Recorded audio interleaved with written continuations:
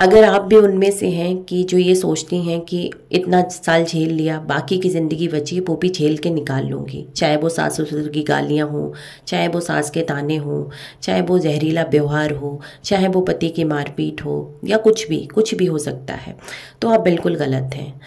अगर आप सच में बच्चों की भलाई चाहती हैं तो झेलना बंद कीजिए, क्योंकि जितना आप झेलती जाएंगी ना, उसका इफ़ेक्ट आपको दिख नहीं रहा है लेकिन पड़ रहा है। सुनिएगा ज़रूर।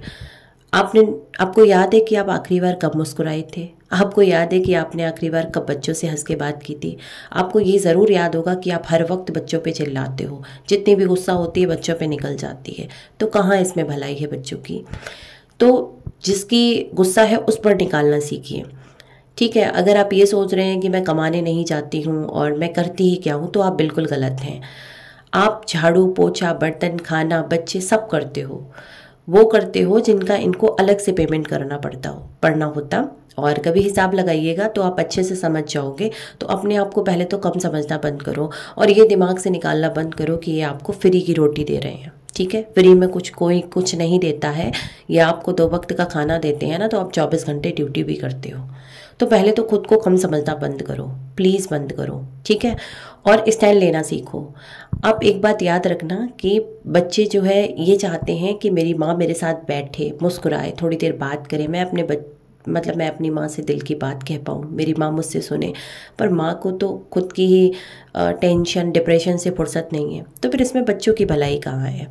ठीक है, आप मायके नहीं जा सकते, कोई बात नहीं, मेरा भी मायका नहीं है, मेरा भी ससुराल में कोई सपोर्ट नहीं है, लेकिन भगवान है ना। और आप जब खुद के साथ खड़े हो जाओगे ना, तो आपको इन सब की ज़रूरत भी नहीं पड़ेगी।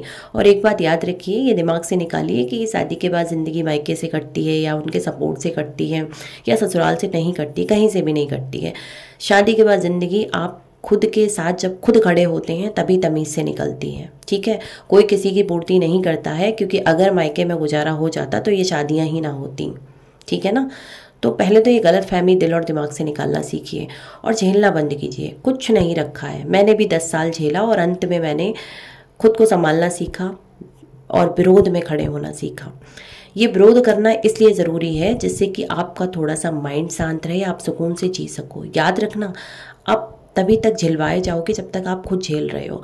आप जवाब देना सीखो। मैं ये नहीं कह रही हूँ कि हर वक्त हर बात पे जवाब दो, नहीं, लेकिन आपको लगता है कि यहाँ पे लिमिट क्रॉस हो रही है तो बोलिए। ठीक है, और बहुत अच्छे लेवल पे बोलिएगा, और ऐसा शब्द बोलिएगा कि दोबारा सामने वाले की हिम्मत ना पड़े।